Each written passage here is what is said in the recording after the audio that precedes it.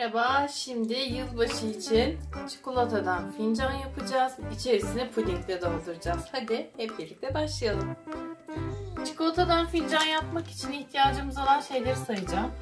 Ben bitter çikolata kullanacağım. Bu içinde kakao yağı olan gerçek çikolata olduğu için bunu temperlemem gerekecek. Temperleme aşamasını da göstereceğim. Eritmek için, benmari usulü eritmek için 2 tane kabım var. Şu an elimde değilim, o yüzden mikrodalga yöntemini kullanamayacağım. Fincanın tabak kısmını yapmak için küçük kahve fincanı tabakları kullanıyorum. Çay tabakları da olur. Bunları streç filmle kapladım. Bu taraftan sıkıca sabitledim. Arkası gergin ve düzgün bir şekilde tabaklarımı hazırladım. Streç filmle kaplılar. Onun dışında fincanın fincan kısmını yapmak için de bunlara bu şekilde düz çıkan şeyler lazım. Girinti çıkıntı olmaması lazım çünkü çikolatayı çıkaracağız buradan. Böyle düz silindirik objelere bulabildiklerimi pişirme kağıdıyla kapladım. Çikolatayı bunun üzerine yerleştireceğiz çünkü.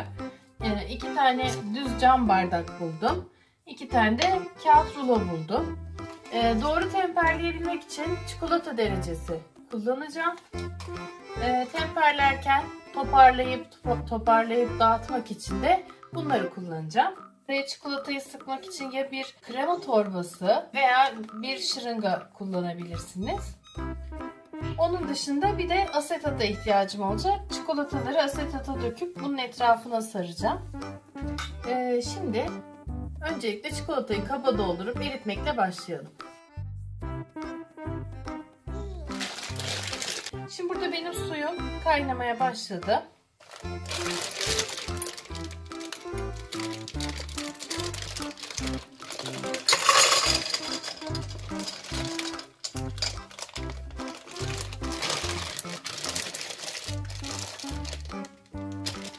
Çikolatalarımı eritmek için bu kabımın içerisine koydum. Bunu da kaynamakta olan suyun üzerine koydum. Şimdi çikolatalar eriyene kadar bekleyeceğiz. Şu an çikolatayı eritmeye devam ediyorum. Gördüğünüz gibi. Hepsi iyice eridikten sonra da şeker termometremi çikolatanın içine koyup ısısını ölçeceğim. Şu anda taneleri bitmediği için ısısını ölçmüyorum.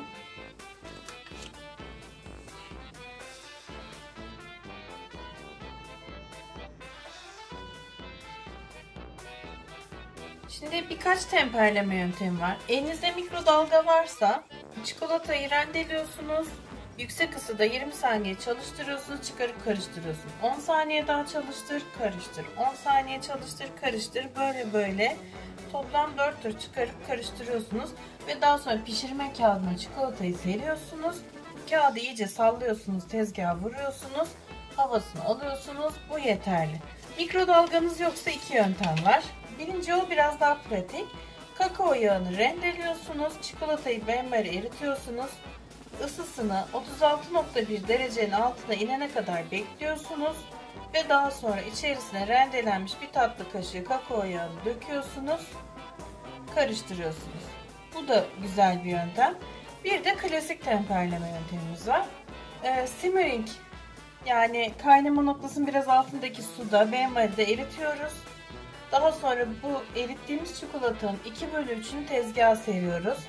Sonra bir karıştırıcı aparatla tezgahta yayıyoruz, topluyoruz ve kalınlaşana kadar bu işlemi yapıyoruz. Kalınlaştıktan sonra 1/3'ünü bıraktığımız erik çikolatanın içerisine bunu katıyoruz. Güzelce karıştırıyoruz ve kullanmaya hazır oluyor. Ben size en zor olan sonuncu yöntemi göstereceğim. Tam eridiği noktada sıcaklığını ölçüyorum ve şu anda zaten 36 derecede. 36.1 dereceye düşürmemiz gerekiyordu kullanmak için. Sonuç olarak tam kullandığımızdaki ısısında ideali bitter çikolata için 32 derece. Aklınızda olsun. Şimdi güzelce temizlediğim tezgahıma çikolatamın 2/3'ünü döküyorum.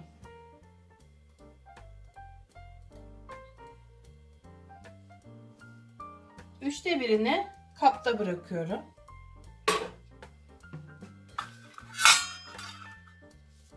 Şimdi çikolatayı tezgaha yayıyorum. Yayıyorum.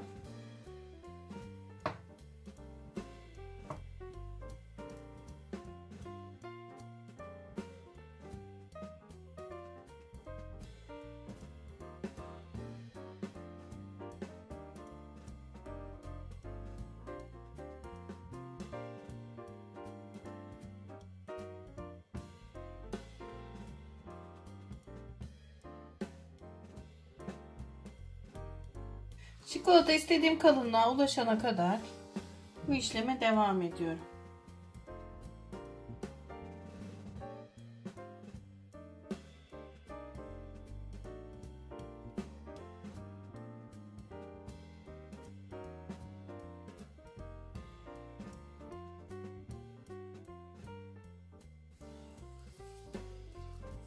Şimdi çikolatayı alıp aşağı doğru bırakırken düştüğü yerde kurdele gibi görüntüler oluşuyorsa,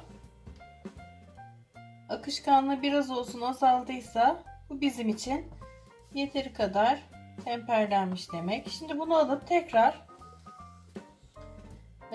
karıştırma kabımın içerisine koyuyorum.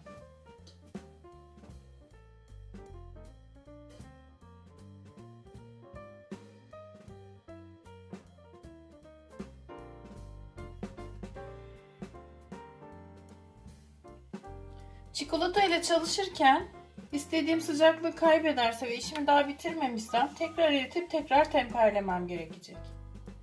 Bence çikolata ile çalışmanın en zor yanı bu temperleme işlemi zaten.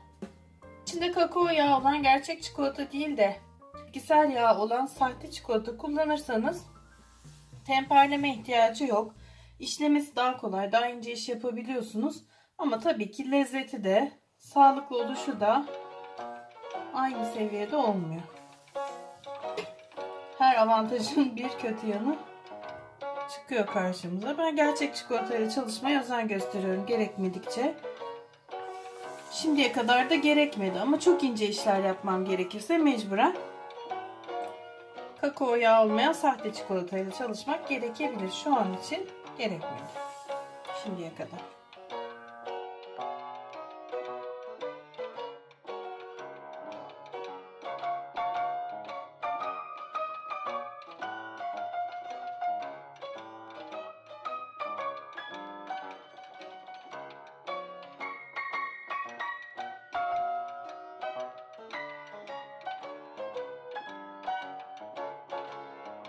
Temperleme işlemini tamamladık.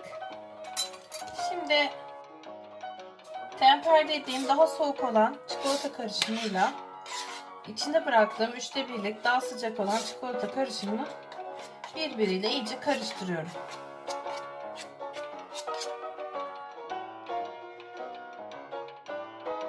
Bakın şu şekilde olacak akışkanlığı. Şimdi ben bunu öncelikle tabaklarımı hazırlayacağım.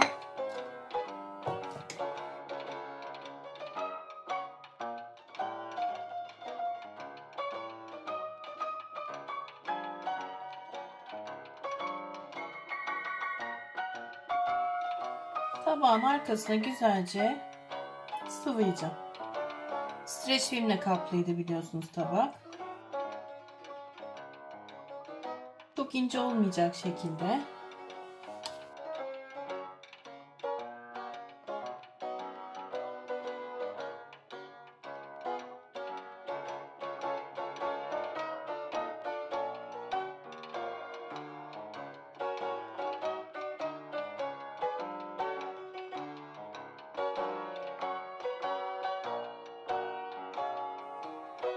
Üzerinde fazlalığı yağlı kağıda akacak şekilde bırakıyorum ve kalan 3 tane tabağımı da yine aynı şekilde sıvıyorum.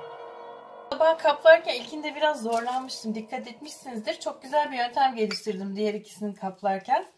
Şimdi bunu minik bir fincanın üzerine böyle koyuyorum ve bununla rahat rahat tutup kaplama işlemini yapıyorum.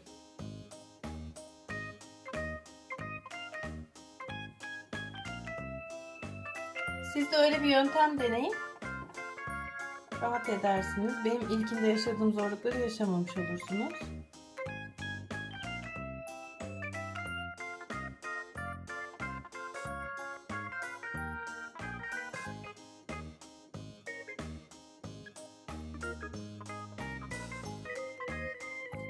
Fazlalıkları yine elimle alıyorum. Kurumak üzere bırakıyorum. Yanınızda ıslak mendil bulundurun. Eliniz sürekli çikolata olacak. Bunları biraz geriye doğru çekiyorum. Şimdi gelelim bardak kısımlarını yapmaya.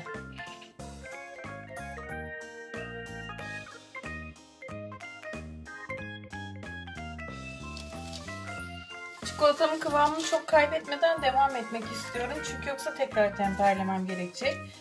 Şimdi bulduğunuz rulo silindir halindeki herhangi bir şeyin dışını pişirme kağıdıyla kapladık.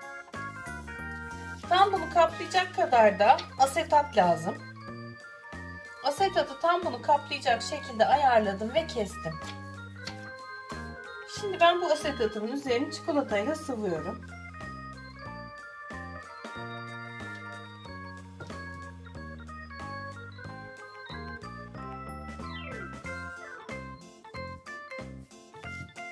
Çok ince olmayacak, çok kalın da olmayacak.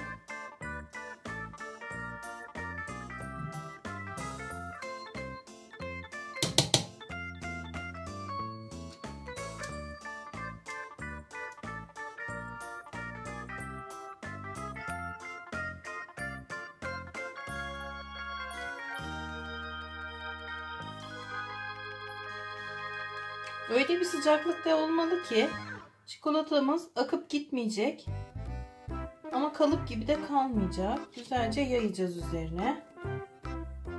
Çok azıcık şurada inceltmek istemediğim için ekleme yaptım.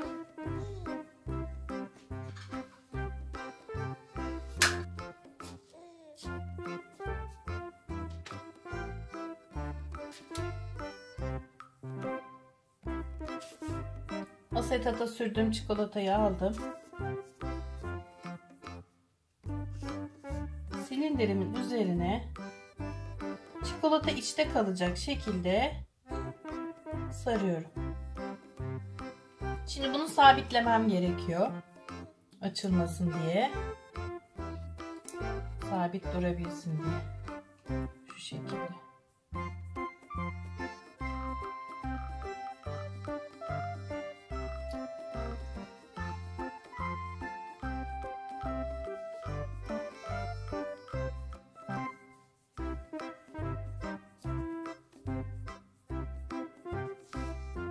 Şimdi bir tanesini daha yapalım.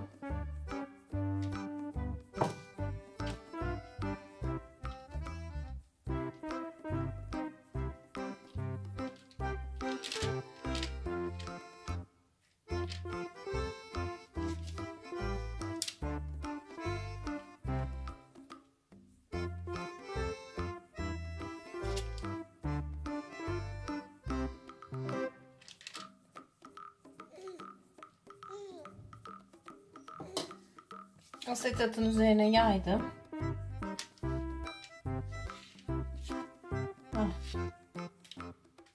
Asetatı kaldıramadım. Çikolatayı kazdım şimdi. Çikolatayı tekrar yayıyorum asetatın üzerine.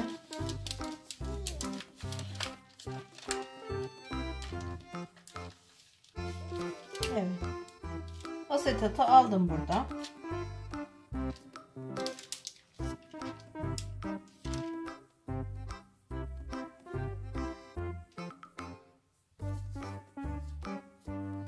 İnsanın elleri çok bulaşık oluyor. Hazırladığım bardak bu sefer. Çikolatası içte kalacak şekilde sarıyorum.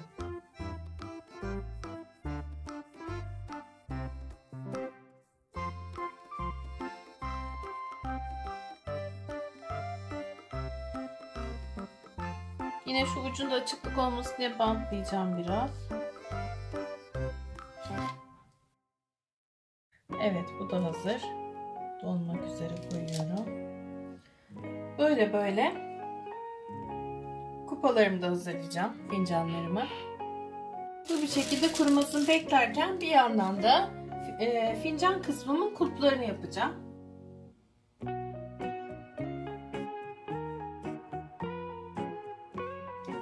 Bunun için ben şırınga kullanacağım. Zaten jöle sanatı için almıştım. Ama siz sıkma torbasına koyup sıkarak da oluşturabilirsiniz. Şırınga ile benim kolayıma geliyor. O yüzden şırınga ile yapacağım.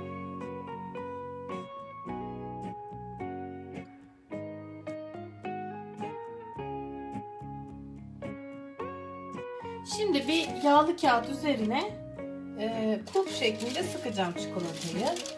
Onun için biraz kameranın açısını ayarlamaya çalışacağım. Sanırım şuradan gözükecek.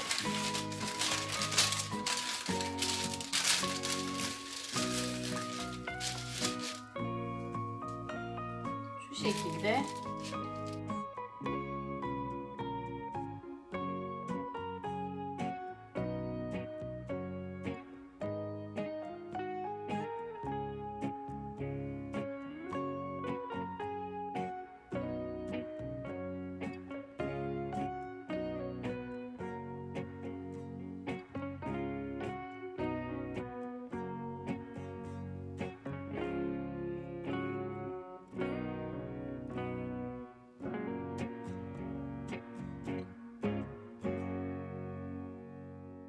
Fincan kulpları, yedek yıldızlar fazladan çocuklar için, tabaklar ve fincan için bardak kısımları.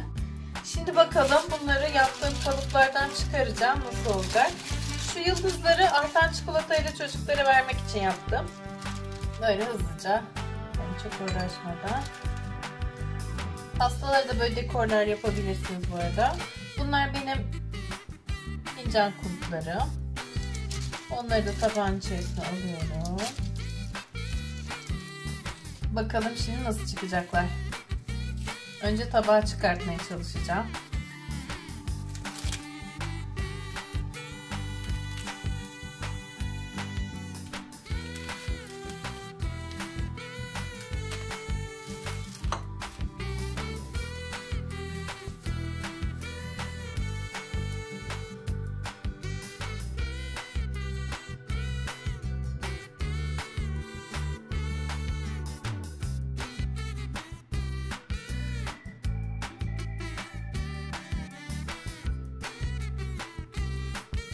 Dış katmanını soydum. Biraz daha toparlayınca içindekini de çıkaracağım. Şimdilik böyle koyuyorum. Ama elimizde bir tane çıkmış parçamız da var. Ben başına bir şey gelirse yedek olsun diye öbürünü koydum.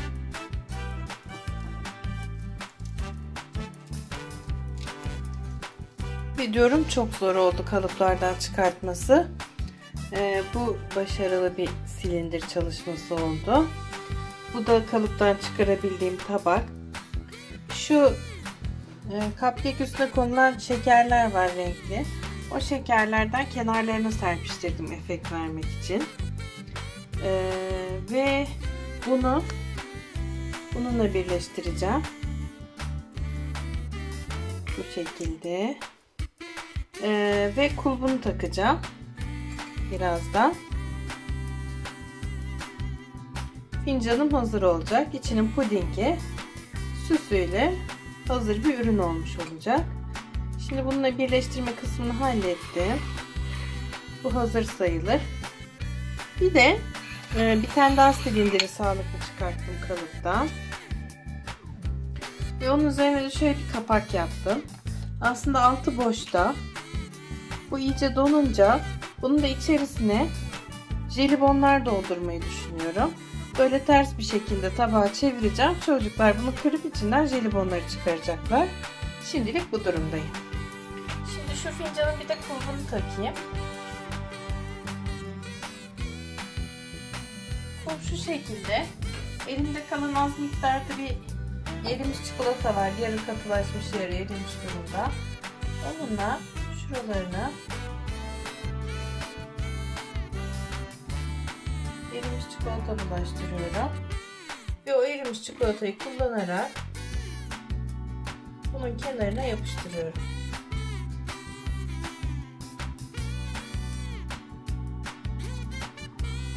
Şu an fincanım hazır. İçine pudingini koyup yemesi kaldı.